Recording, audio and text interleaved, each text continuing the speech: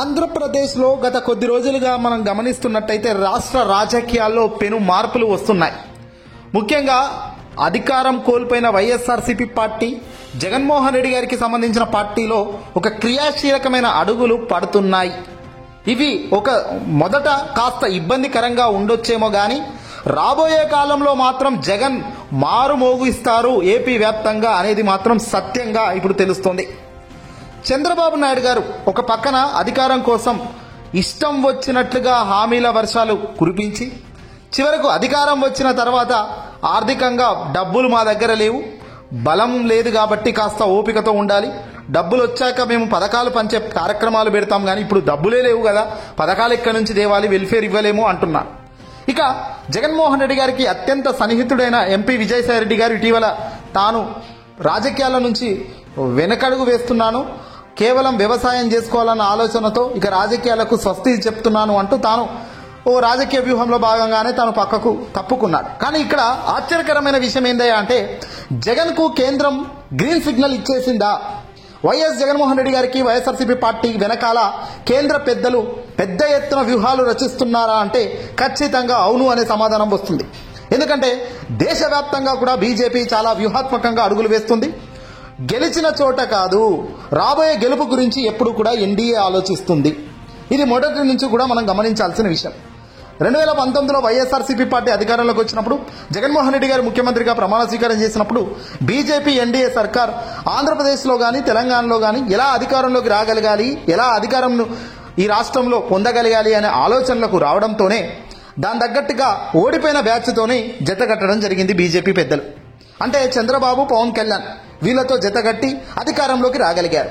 ఇప్పుడు ఆ అధికారాన్ని కొనసాగించేలా రేపొద్దున కూటమి ఉంటుందో ఉండదో అన్న నైతిక వాల్యూస్ ఎక్కడా కూడా లేవు కాబట్టి ఖచ్చితంగా వాళ్ళతో ముందుకు ట్రావెల్ కాలేని పరిస్థితుల్లో ముందస్తుగా ఎవరికి వాళ్ళే చక్కదిద్దుకుంటున్నారు వాళ్ళ యొక్క వ్యవస్థలను.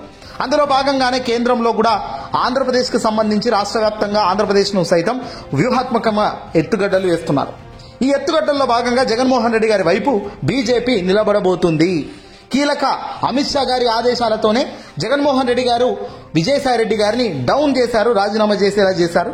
దీని వెనకాల రాబోయే రోజుల్లో పెద్ద వ్యూహమే ఉంది. విజయసాయి రెడ్డి గారు ఆ సీటును ఖాళీ చేయించగలిగారు కానీ ఇప్పుడు ఆ సీట్లోకి మెగాస్టార్ చిరంజీవి గారిని దింపబోతున్నట్టుగా తెలుస్తుంది. దింపేం చేయబోతున్నారు, నెక్స్ట్ ఆంధ్రప్రదేశ్లో ఎలాంటి చర్యలకు ఇదంతా కూడా పోతుంది అనేది కూడా ఒక సంచలనమైన ఎపిసోడ్గా మారుతుంది. సూపర్ 6 హామీలు చంద్రబాబు అమలు చేస్తారని అందరూ అనుకునే ఓట్లు వేసి గెలిపిస్తే సూపర్ 6 హామీలు అమలు చేయలేని పరిస్థితుల్లో కూటమి ప్రభుత్వం ఉన్న నేపథ్యంలో ఎన్డీఏ సర్కార్ అప్రమత్తంగా అడుగులు వేస్తూ తమ దారి తాము చూసుకుంటున్నారు. పేరుకు మాత్రం కూటమికి జై కొడుతూ కూటమి వెనకాల ఉన్నప్పటికీ, కూటమికి మద్దతుగా ఉన్నప్పటికీ కూటమితో నడిచే అవకాశాలు చాలా తక్కువే అంటున్నారు రాజకీయ విశ్లేషకులు. జగన్మోహన్ రెడ్డి గారిపై ఇప్పటిదాకా కూడా పెద్దగా కేంద్ర పెద్దలు ఎక్కడా కూడా గట్టిగా విమర్శించిన దాఖలాలకు పోలేదు.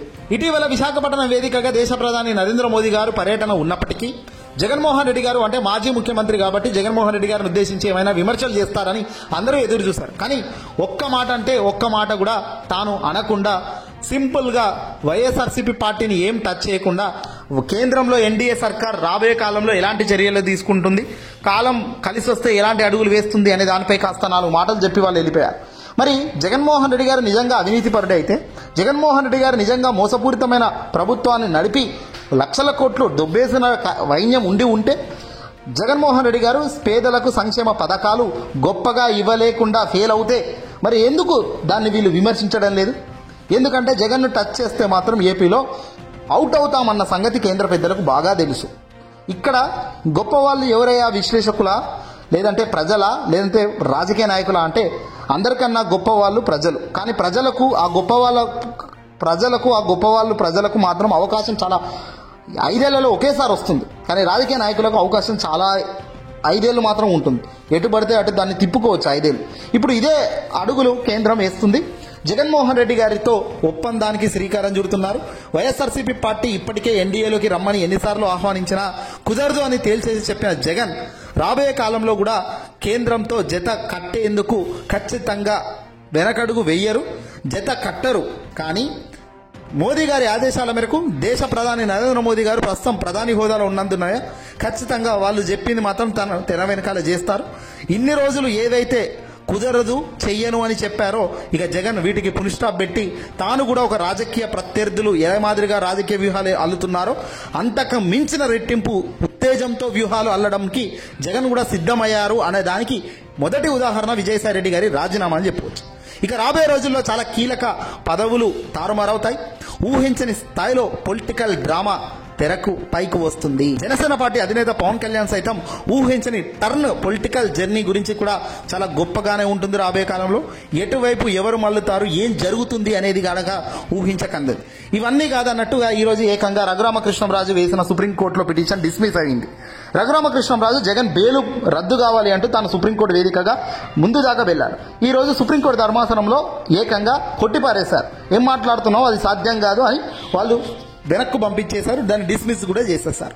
ఇక్కడ కూడా జగన్మోహన్ రెడ్డి గారికి క్లీన్ షీట్ లభించింది. సుప్రీంకోర్టు గ్రీన్ సిగ్నల్ లభించడం, కేంద్రం నుంచి ఒత్తిడి తగ్గడం, కేంద్ర పెద్దలు వైసీపీ వైపు చూడడం, రాబోయే కాలంలో కలిసి అడుగులు వేస్తారా లేదంటే ఏం జరుగుతుందనే దానిపై ఊహించని ఒక చిత్ర విచిత్రం జరుగుతుంది. ఇదంతా చూస్తుంటే కేంద్ర పెద్దలు జగన్ కు పెద్ద ఎత్తున లైన్ క్లియర్ చేశారు కాబట్టి జగన్ కూడా వేగవంతమైన అడుగులు రాబోయే రోజుల్లో ఏపీ వ్యాప్తంగా వేయబోతున్నారు అనేది మాత్రం సత్యంగా తెలుస్తుంది. మరి మీరేమంటారు?